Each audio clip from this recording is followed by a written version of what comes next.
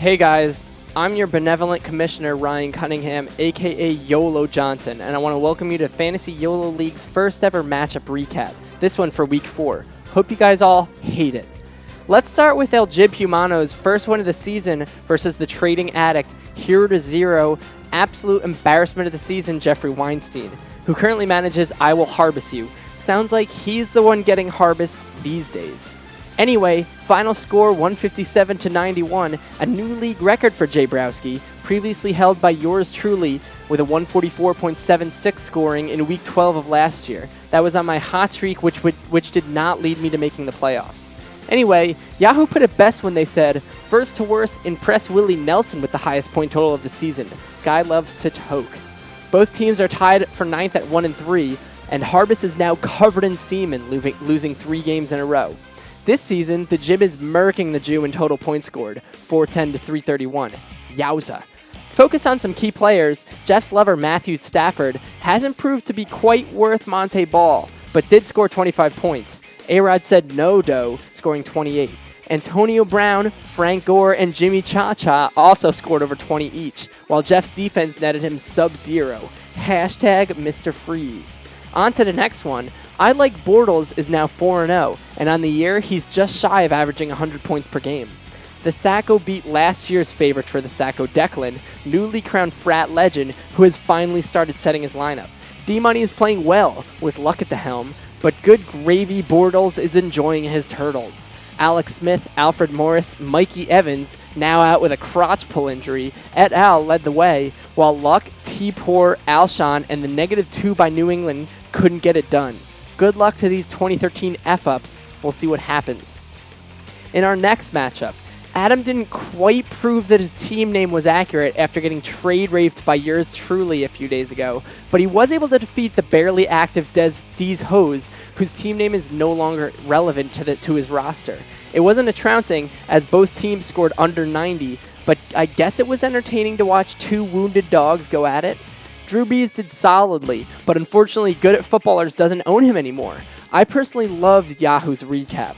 Good at Footballers must believe that the early bird gets the worm. They scored first and went into Sunday in front 0.9 to 0. Sounds about right for these offensive juggernauts. Meanwhile, the dominant Carolina defense scored a whopping -4 points, but a Cobb salad and a kicker kept Bry Guy in it. Not a huge fan of these two teams' futures, but then again, I'm not a fan of anyone besides myself. Moving on. Formerly hashtag Monty's Balls, today named Johnny Clipboards, Phil Cockwell, I repeat, Phil Cockwell, got 23 on Thursday from a player being thrown to by Eli Manning. It was a bold and very dumb move to start a Giants tight end who didn't even start himself in his own fantasy league. But god damn it, do I respect it. Kyle's hashtag can of water as shepherd couldn't quite lead his sheep from getting brutally and bloodily raped by a wolf. Despite the lack of help from Nick hashtag Foles and almost his entire team, the low-scoring and embarrassing matchup led the Johnny Football enthusiast to a 3-1 record, good for 2nd overall, while K-Shep now sits in 9th. Let's focus on another matchup which pitted our league's know-it-all against yet another league deadweight. Micah Rose proved that not every rose has a thorn, as he got beat by Brosidon Flosidon, a no-logo auto-drafter who may or may not be setting his lineup on a weekly basis. Looks like Mr. Rose got crabs from his Niners wideout who he started in his flex position, and his tight end did not open the gates of heaven. Meanwhile, Evan is really milking the teat from bottom-of-the-barrel guys like Karai Robinson and Ryan Tannehill. Don't act like you're not impressed. In our final matchup of the week, Wynadina 49er went ham. He wanted a good week from his receivers, and he got it. It left me, your all-powerful commissioner, crying, collusion! Does Joe somehow have NFL receivers in his pocket? For the love of God. Carney, a.k.a. the human Casper, a.k.a. the invisible man-child, a.k.a. how can we prove you're even in this league, was pretty much unstoppable, registering the 2nd highest point total of the week to get past TMC's 91 points. With an 111-point performance. That's a lot of ones. Ryan will probably not start his namesake ever again, at least until his new starter's bye week. Oh yeah, if you forgot, he raped his roommate and stole one of the league's top quarterbacks for a struggling wideout and a withered old quarterback named Tom Brady from the Northeast.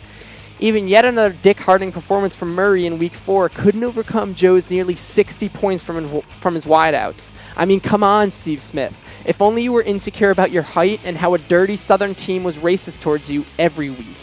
Anyway, that's all we have today, and as always, fucking YOLO.